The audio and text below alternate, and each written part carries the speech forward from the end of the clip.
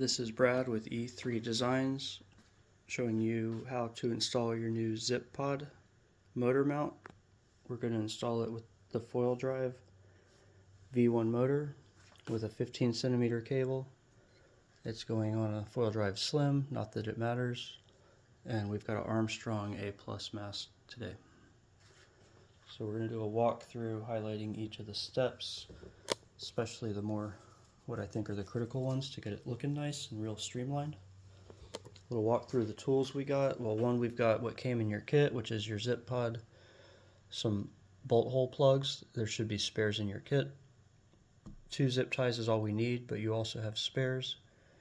There's these motor fairing cable guides for the rear edge of the mast and a roll of electrical tape that I had. I've got the foil drive Allen driver. I've wrapped it with a little bit of masking tape. You'll see why later on.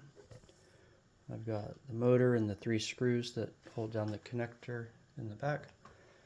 I've got a small flathead screwdriver, scissors, a sharp X-Acto or utility knife. Some fingernail clippers help out later on. I've got a little bit of tape for temporary marking. And I've got either a file or sandpaper for your zip pod, just to make sure the edges are smooth. And this is blue Loctite, not red. Do not use red Loctite. This is a little blue Loctite for the bolts that hold the motor in. So we're going to start from scratch, as if you just took off your existing universal mount. So this is true for V1 and V2 motors. You're going to use this wrench to take out the 4 bolts that hold the motor puck on. You're going to reuse these bolts when you attach the motor to the zip pod.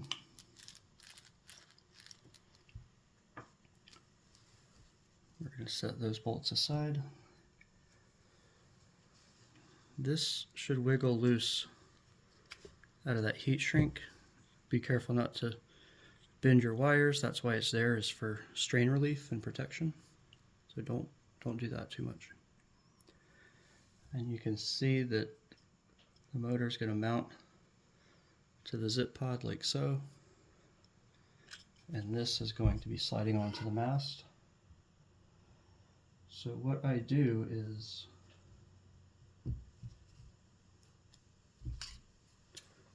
take a little piece of tape,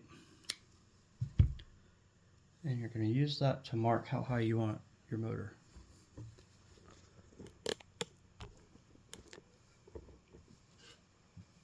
And what we're going to do is temporarily put the connector in.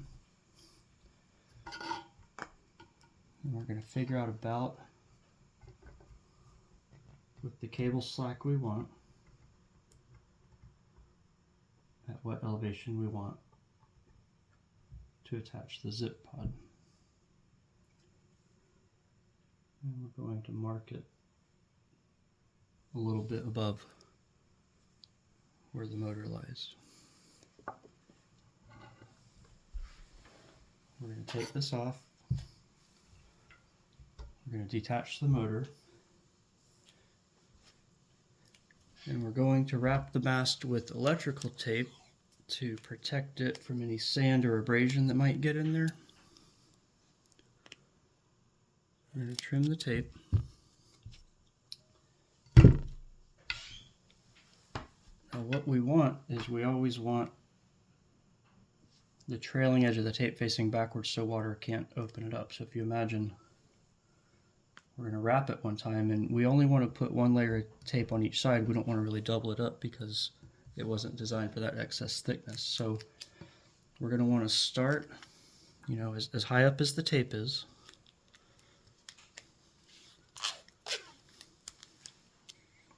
Make sure the mast is clean. We're going to install it a little behind the leading edge of the mast.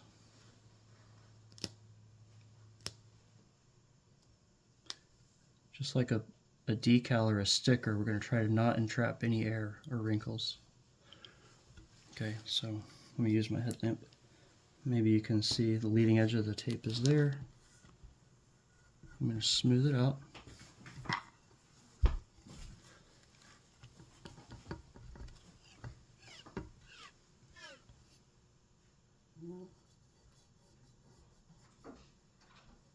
I'm going to wrap around.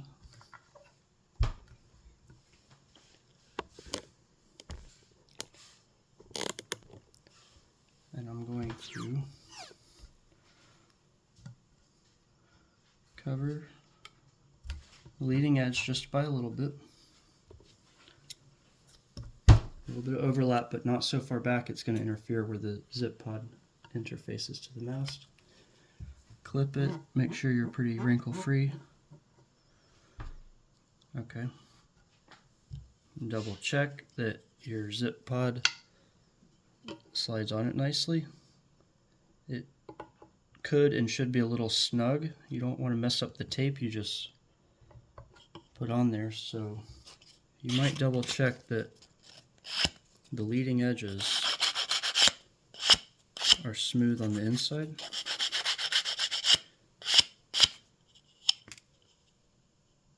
And that you're not going to bunch up the tape you just put on there. Now you want to make sure that the notch for your cable exit is facing the right way, which is down towards the mast. You know, a V1 motor, it's kind of a flat interface with a recessed pocket. V2 has the cutout for the removable cable. So we know how high we want it to be because we marked it earlier. If you need to, you can kind of lick and spit so you don't bunch up the tape if it helps. You slide it on. So now,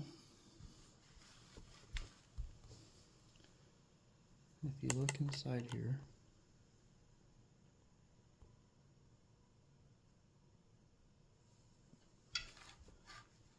you'll see through holes for the zip ties. So with the knuckle clasp facing outward, we're going to slide one forward and slide the other forward like that. Okay. We're going to wrap it around and slide the upper and lower one into place. So we've got these tails here at the end. We've got our notch facing the right way, which is downward. We've got the pod at the right elevation and it's pushed on there. And we're going to barely put the zip tie through until you hear it latch. And I say barely because we've got the cables loose up here. Now you're going to gently pull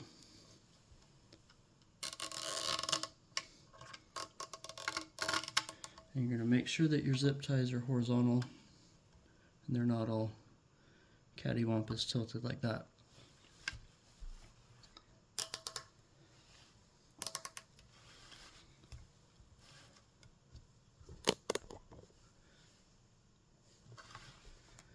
And you can kind of see them embedded here below flush. So once everything looks about right, and that's part of the reason for the electrical tape. It helps the zip tie bite into the front so it doesn't really slide on you afterwards. We're going to wiggle them and pull them as tight as we can by hand.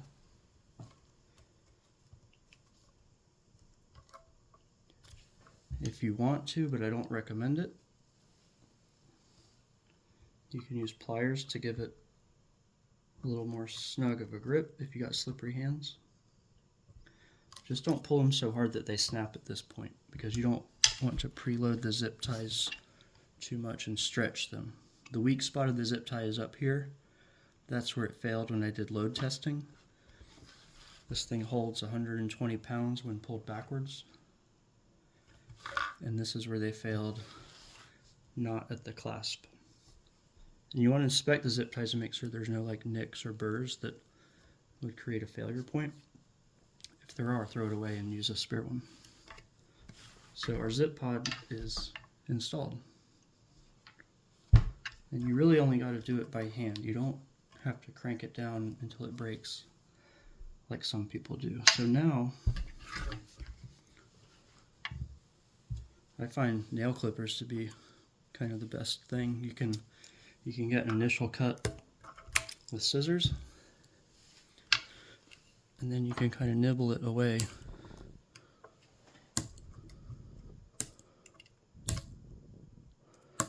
Just until it's below flush.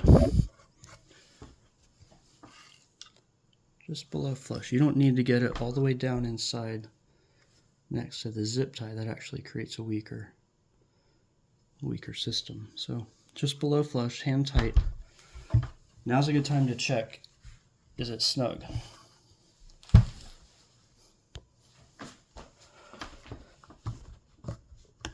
So really, you shouldn't be able to twist it, because once you put a motor on, it's going to be easier to do that. You just want to check to make sure there's no obvious issues so far.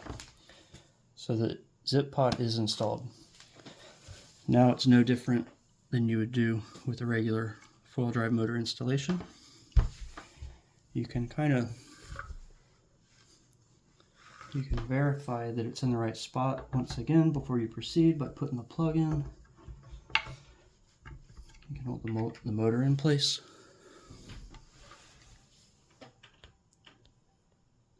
And check that it all looks good.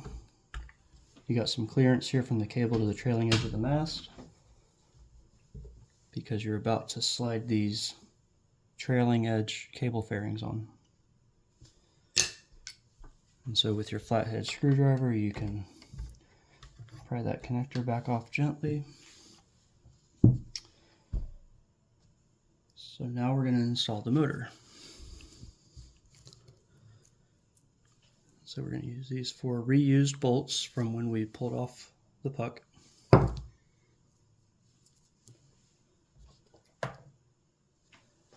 And what I like to do is, this is true for the regular foil drive universal mount, or this mount, or really any fasteners that I use, is I use a dab of blue Loctite. Oh, wrong way.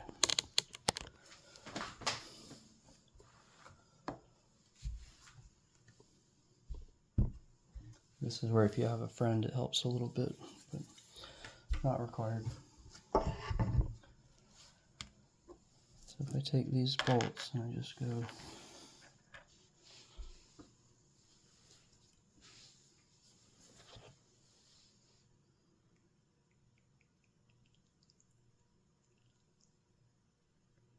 one, two, three, four.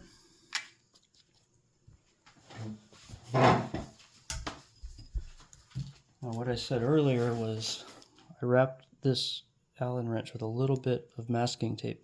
And what that does is kind of helps to keep it centered in the hole, because these button head screws are a little bit difficult to find the center. So we're going to take one screw, only one first. We're going to drop it down. We're going to loosely attach the motor. What I do in general with anything is I drive the screw in reverse to make sure I don't cross thread it. You want to rotate it backwards until you feel the threads of the motor. You can see the screw sticking out here.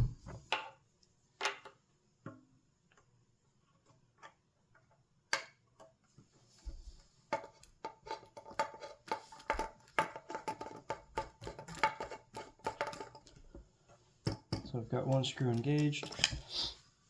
Now I can drop the other 3 screws in.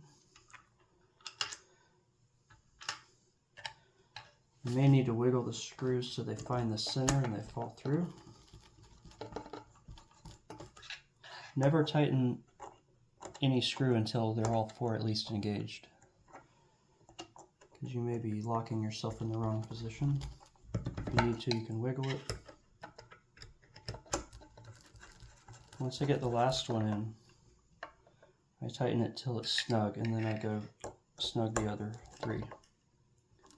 And this is just, the same torque you would do with the foil drive motor puck. you know, it's just snug. There's no torque value. It's like, you know, finger tight. Not too much, not too little. The blue Loctite helps you not worry so much about how perfectly you torqued it.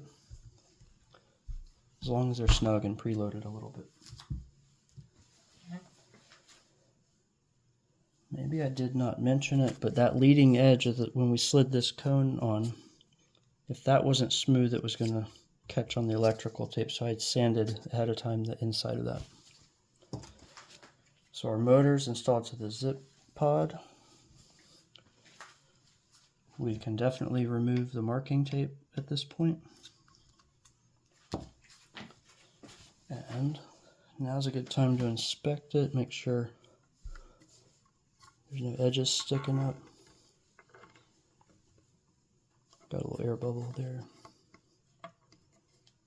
I've got more tape on that side.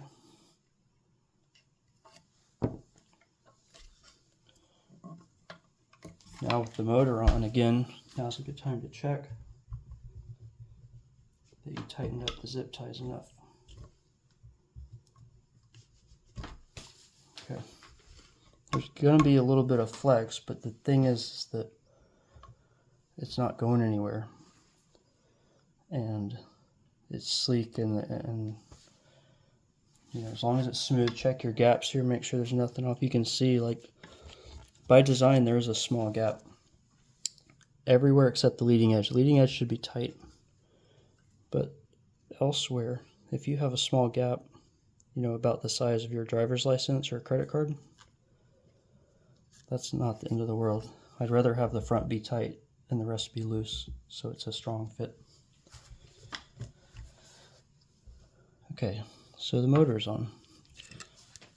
Now we take a trailing edge cable fairing.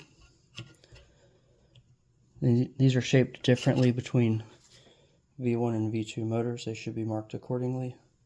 If they're not right for your motor type, stop. Let us know. We'll get you the right one ASAP. So that basically slides up, and you can see how the cable is going to fit right in there. And before you put the connector down, you're going to choose from the sizes I gave you. You're going to see how far you normally would tape your cable. Now, if you're trying to run all the way to the base, you got this leading edge that's curved. It's never going to let the electrical tape sit flush. So, like for me, when I get this resistance here in the wide part of the mast, I look and I say, am I going to be able to get electrical tape there without it bunching up and wrinkling? And really, I shouldn't be riding with that part in the water if I'm going fast. So I always err to just have a little better tape job and stop it right there. That's in. Make sure that my connector, and like any reassembly, you would want to check that you're greased up good, you don't have any debris or FOD in the seal, and that you can push it down all the way.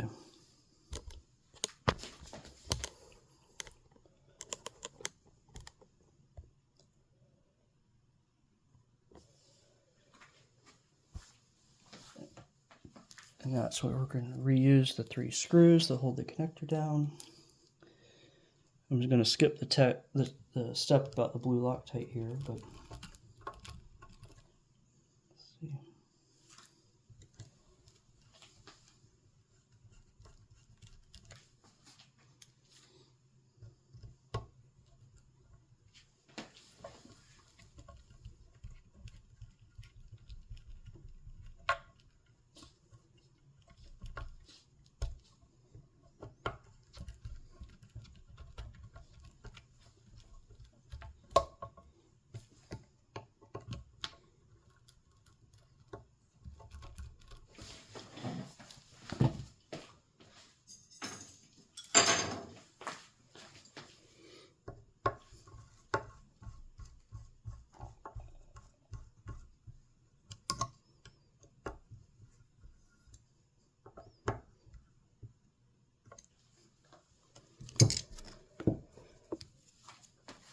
Okay, so all that's left is to apply electrical tape like you would with your stock foil drive assembly, Manta assembly, whatever brand is popular at the moment. And this is where there's a little bit of perfection and craftsmanship. So we got our mask. We want to make sure there's no sand or leftover adhesive that's going to give us a bad wrinkle. And what you do is the side that doesn't have the cable showing, that's where we're going to start. Okay, and just like up here, we're going to start with the tape in the center of the mast. We're going to wrap around so that the cut edge is facing backwards. The water can't peel it off. But what you do, because this you want to pull tight against your mast, we're actually going to start the tape. Let's see how best to do this. We're going to start the tape on the plastic thing, the fairing.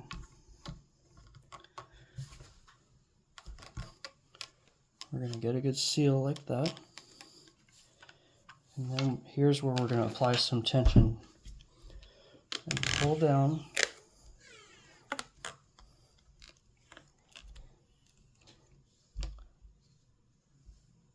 And this is what takes a little bit of finesse.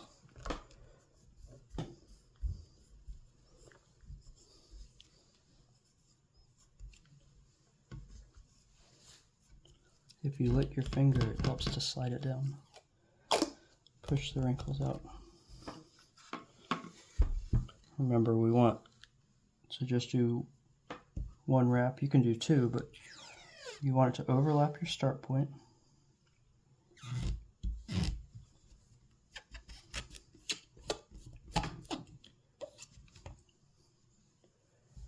And then you want to cut it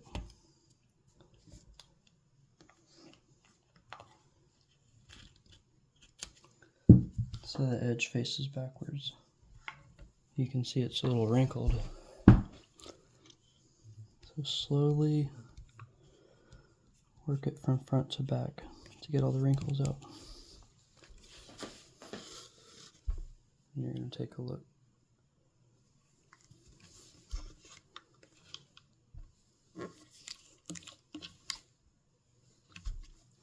We're going to do the same thing again. Remember, we start on the side that doesn't have the cable exposed.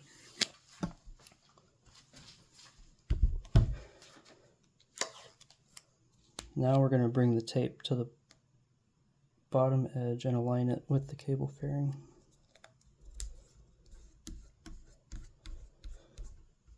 I'm going to not pass it over onto the mast just yet because I want all of this to be able to be snug.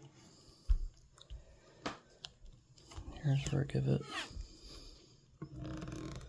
another decent pull downwards. I'm going to try to align the tape to the bottom edge still.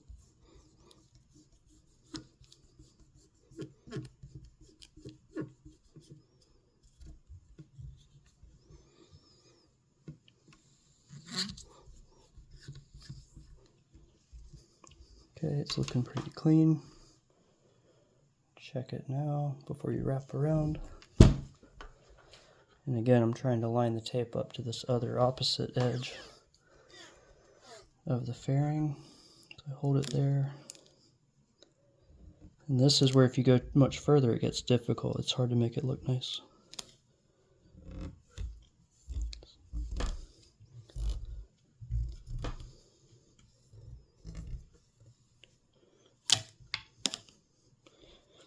Again, if you need to give it the old hawk to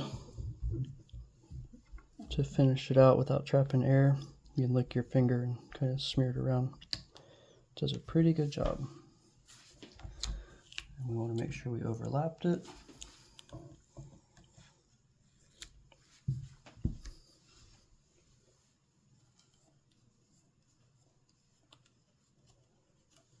Cut it off.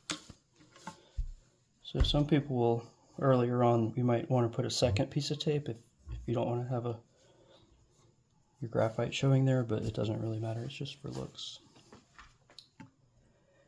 And you're good to go.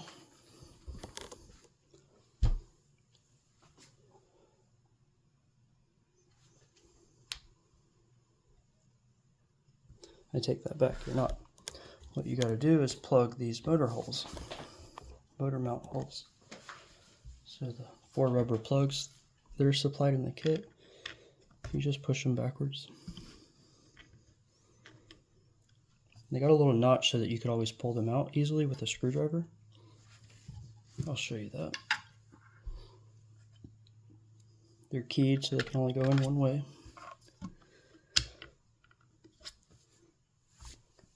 And if you need to ever get them out, you just, when you go to take your thing apart to clean your kit, redo the tape underneath there, whatever. For whatever reason, you just pop them out and you can disassemble everything. What I did forget to show you was the V2 motor. So the V2 motor, which has that interchangeable cable, that, hold on, that type of motor has a big pocket for the cable to go in. You know, the factory version and this version. So similar, what you do, same thing, you put the zip tie in when it's on your mast.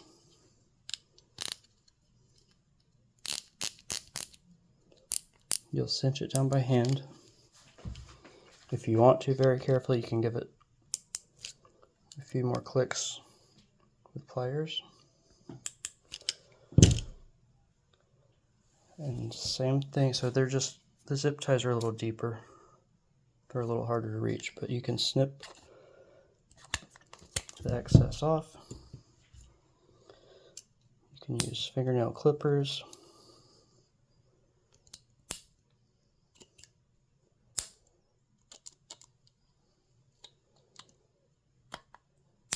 To get it down below flush.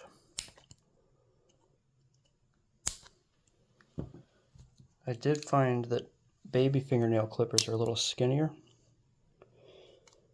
and that pocket is just big enough so they can reach a little further. You want to make sure the zip ties are below this plane. They should be below there, and then down here they should be clipped down to where they don't interfere with your plug. And it is okay to go down and clip them flush. I know it's not the best practice, but in that configuration is what these things were tested to, and they exceeded 100 pounds of holding force for 3 days straight. So cut them flush, then you install your motor, clamp it, make sure the gaps are good before you proceed. So that's it.